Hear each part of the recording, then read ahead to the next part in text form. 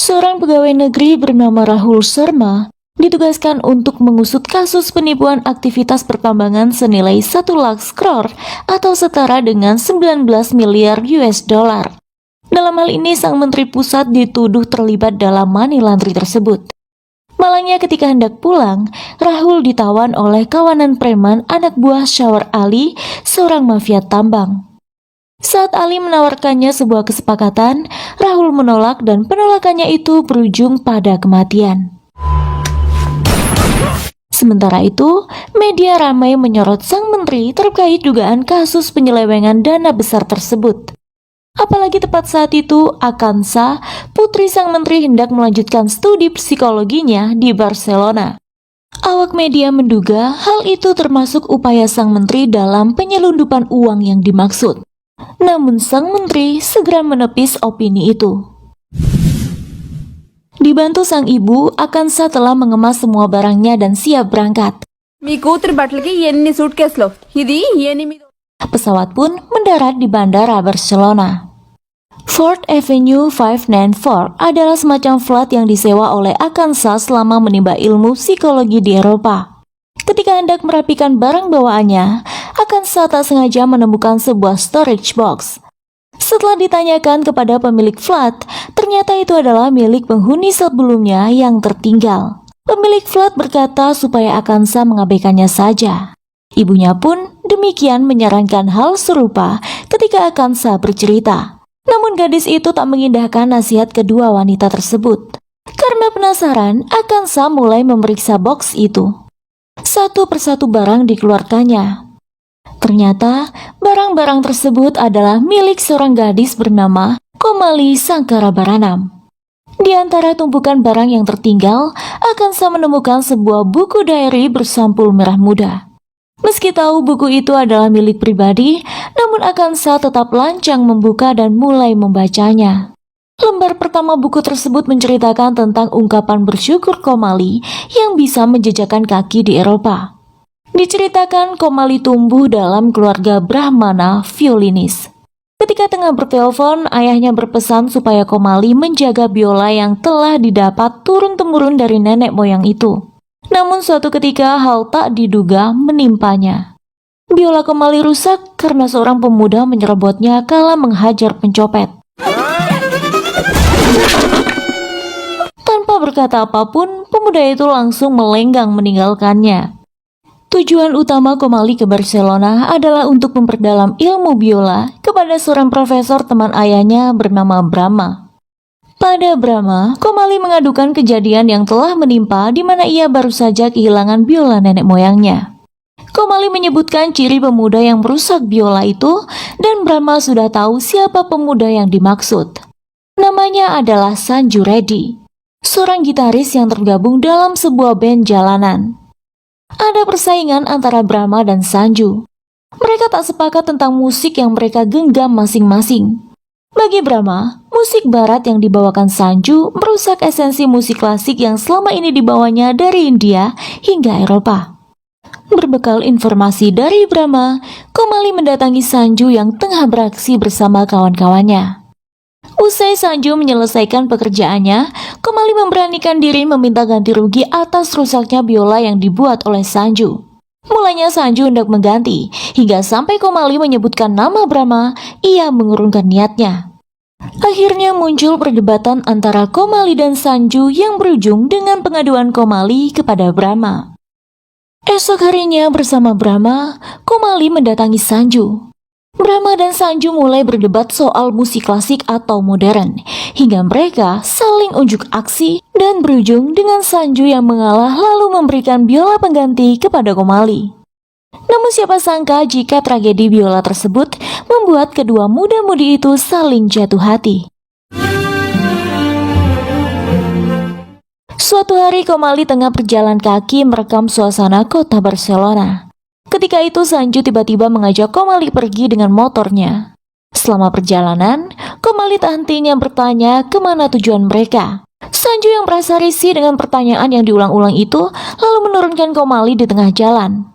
Komali yang kesal mengalihkan perhatiannya pada kawanan burung yang tengah terbang dan merekamnya. Namun tak lama kemudian, Sanju kembali menghampiri Komali. Saat itulah, handycam Komali mengarah ke pantai, tepat di mana saat itu tengah terjadi aksi penembakan seorang pria yang dilakukan oleh Sawar Ali dan kawanannya. Tak disangka kawanan itu mendengar suara motor Sanju mendekat. Komplotan tersebut pun menyadari jika aksi mereka terekam oleh Komali.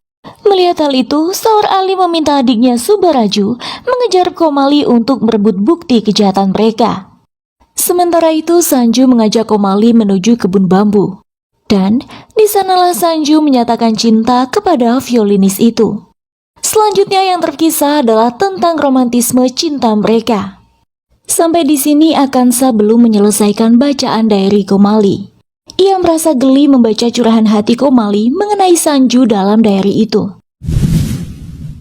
Esok harinya Sanju menutup hampir seluruh mukanya hingga nyaris tak dikenali.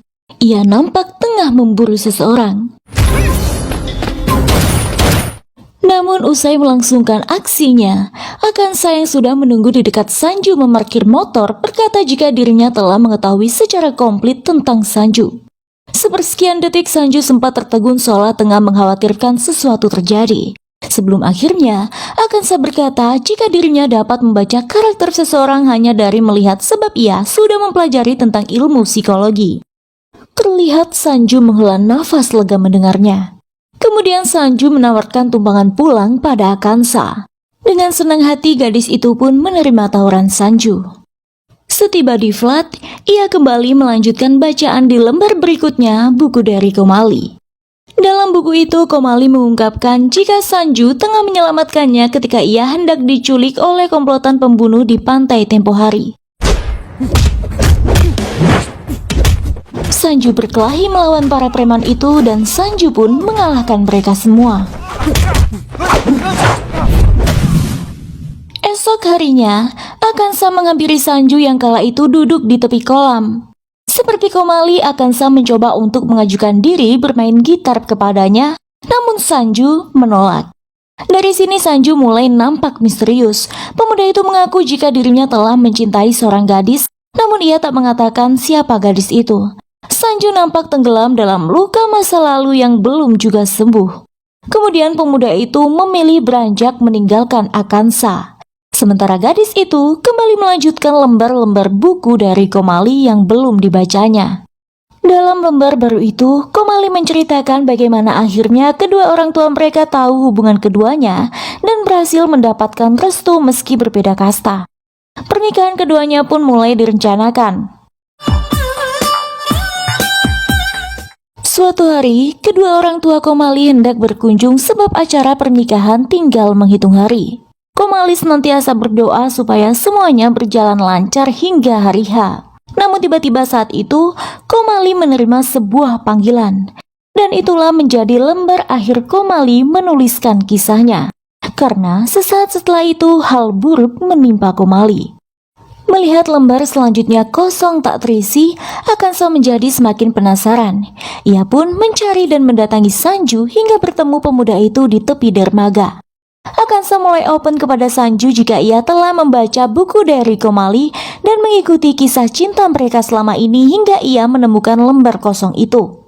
Tulisan terakhir pun nampaknya berakhir dengan tergesa-gesa.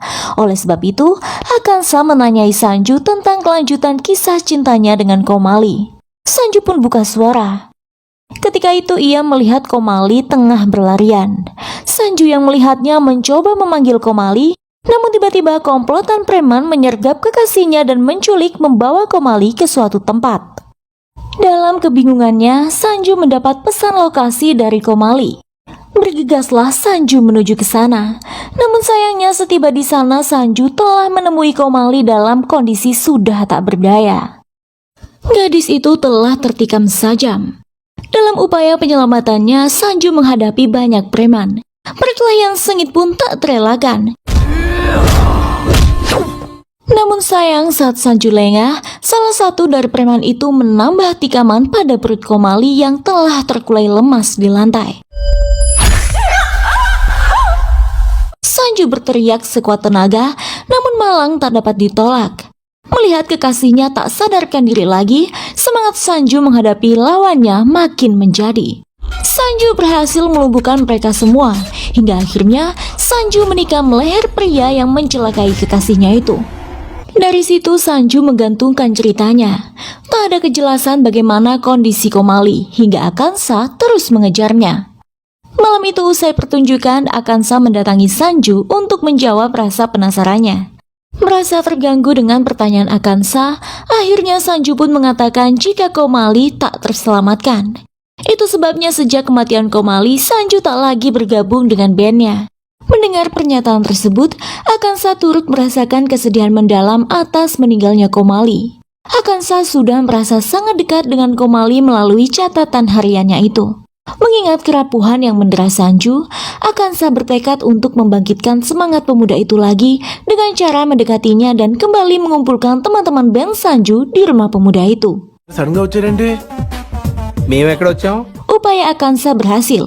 Akhirnya, Sanju pun kembali semangat dan memulai pertunjukan bersama para anggota bandnya. Suatu hari, 3 pemuda tengah mengganggu Akansa.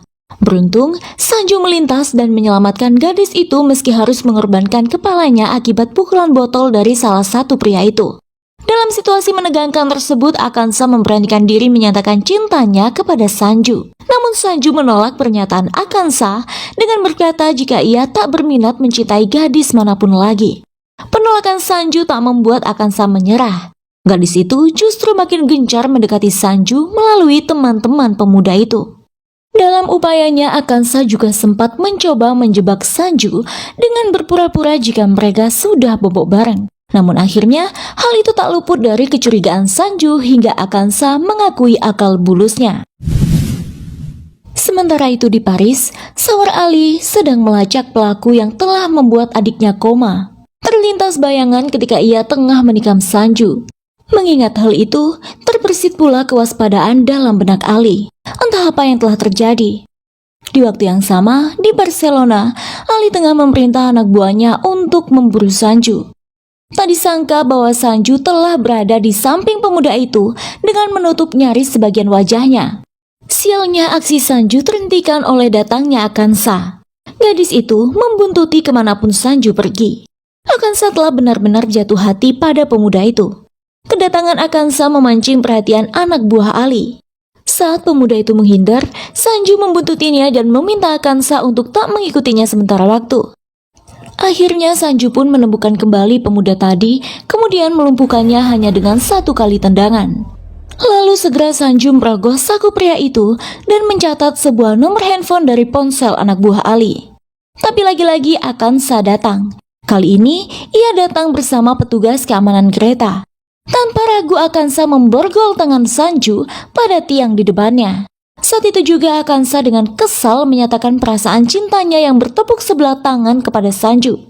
Akansa menyatakan jika dirinya siap berkorban apapun demi Sanju. Tak hanya itu, Akansa juga mengungkap bahwa sebenarnya ia telah bertunangan, namun demi Sanju ia rela membatalkan pertunangan sekaligus acara pernikahan yang akan berlangsung 4 bulan lagi. Mendengar pernyataan Akansa, Sanju tertawa. Di Paris, Sawar Ali menerima sebuah fax berisi sebuah foto Sanju dan Akansa. Ali nampak marah sekali melihat foto itu. Sementara di India, sang menteri menerima telepon dari putrinya. Akansa menyatakan kepada ayahnya jika ia menginginkan Sanju ready dan hendak membatalkan pertunangannya. Meski ibunya marah kepada Akansa, namun gadis keras kepala itu kekeh pendirian. Hingga saat ia berdebat dengan sang ibu, secara tak sengaja gadis itu melihat Komali. Segera ia bergegas turun mencari, namun Komali sudah tak ditemukan lagi. Tapi, benarkah Komali masih hidup? Dengan nafas tersengal usai berlarian, Akansa akhirnya mendapati Sanju. Gadis itu menceritakan apa yang sebenarnya terjadi. Akansa berkata jika dirinya telah melihat Komali. Belum sempat ia berhasil meyakinkan Sanju, tiba-tiba datang komplotan menyerang sang gitaris itu.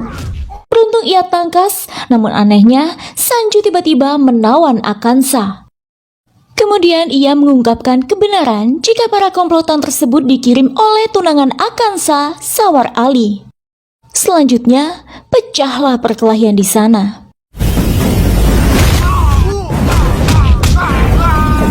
Di Di sela-sela perkelahian itu, Akansa menuntut penjelasan Sanju. Dengan berapi-api, Sanju pun menjelaskan bahwa selama ini ia hanya menunggu Sawar Ali muncul dan selama itu ia telah menjadikan Akansa sebagai umpan. Gadis itu tertegun mendengar pernyataan Sanju. Sementara pemuda itu nampak marah sekali saat menceritakan kebenaran tersebut.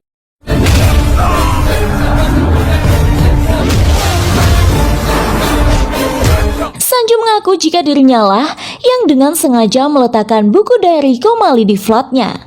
Sanju pula yang telah merencanakan semua ini. Ia sengaja membuat Akansa jatuh hati padanya demi memancing kemunculan Sawar Ali. Usai perkelahian itu, Ali menelpon salah satu anak buahnya, namun Sanju yang menerima panggilan tersebut. Ia menjawab telepon Ali dengan penuh amarah. Selanjutnya Sanju menceritakan penyebab ia melibatkan Akansa dalam misi balas dendamnya. Sebenarnya dalam perkelahian kala itu, nyawa Komali terselamatkan. Mendengar kemalangan yang menimpa putrinya, kedua orang tua Komali datang ke Barcelona berikut kedua orang tua Sanju. Ayah Sanju yang tahu penyebab kemalangan yang menimpa calon menantunya adalah sebab rekaman pembunuhan kedubes Spanyol yang hendak ditawari kerjasama penyelewengan dana 1 lakhs crore dari India. Namun, karena sang kedubes menolak, sampailah sang kedubes pada hari naas itu. Ayah Sanju yang mengenal ayah Akansa melaporkan hal tersebut kepada sang menteri guna memberitahu info jika mereka memiliki bukti kejahatan pembunuh sang kedubes. Tapi sesaat setelah ayah Sanju melapor kepada sang menteri, tiba-tiba di rumah sakit itu anak buah Ali datang menyerang mereka semua hingga menyebabkan kedua pasang orang tua mereka tewas seketika. Hanya Sanju dan Komali yang berhasil selamat dalam peristiwa tersebut. Itu sebabnya Komali dan Sanju bertekad untuk membalas dendam. Sudah lama mereka mencari Ali dari satu negara ke negara lain. Sanju juga jelaskan duduk permasalahan kemalangan yang menimpa keluarganya dan Komali itu, yaitu tentang penipuan penyelewengan uang sejumlah 1 lakhs crore yang melibatkan ayah Akansa. Sebab itulah pertunangan Akansa dan Ali dilaksanakan di Paris secara diam-diam. Bahkan kala itu Sanju juga hadir di sana. Hanya saja ia gagal melancarkan aksi balas dendamnya, sehingga ia menemukan cara membalas dendam melalui Akansa. Akansa tak sadar jika ia telah menjadi pion dalam game yang diciptakan Sanju dan Komali demi membalas dendam atas kematian kedua orang tua mereka. Sanju juga mengaku jika dialah yang mengirim fax foto untuk membuat Ali cemburu, sehingga Sawar Ali memutuskan datang sendiri untuk membunuh Sanju. Akansa nyaris tak percaya pada ucapan Sanju, namun kemudian Sanju mempertemukan Akansa dengan Komali. Selanjutnya Akansa dan Sanju menyelinap masuk ke rumah sakit menengok keadaan Subaraju, adik Sawar Ali yang sedang koma. Sanju membangunkan Suba dari komanya dengan cara yang tak biasa dengan membakar lengan pria itu. Meski begitu upayanya berhasil, Suba sadar dari komanya. Sanju mengancam Suba supaya ia mengatakan di mana ia meletakkan uang gelap tersebut. Sedangkan di waktu yang sama, Komali mendatangi Sawar Ali menyerahkan pesan dari Sanju. Mereka pun mengatur janji temu di suatu tempat. Sepanjang perjalanan, Ali mengancam hendak membunuh Komali. Namun gadis itu menunjukkan jaketnya yang telah tertempel oleh bom rakitan. Tibalah mereka di tempat yang telah ditentukan. Di sana, perkelahian pun pecah tak terhindarkan.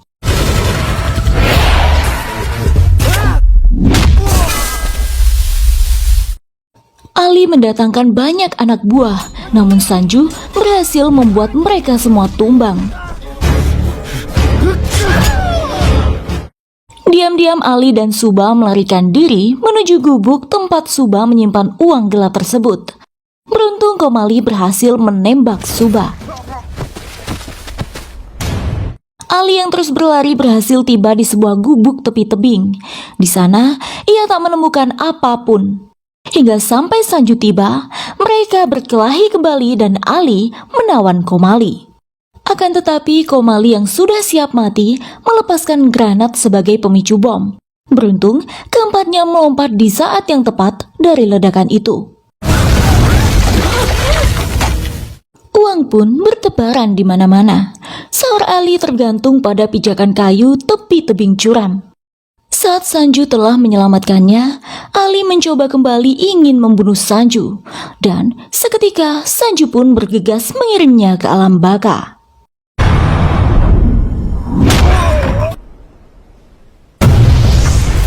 Sementara itu terbukti jika ayah Akansa terlibat dalam penyelewengan uang sejumlah 1 lakhs crore. Ia tak hanya dilengsarkan namun juga masuk bui. Pada akhirnya Komali dan Sanju kembali bersama, sedangkan Akansa memilih meninggalkan mereka. Dan film pun selesai.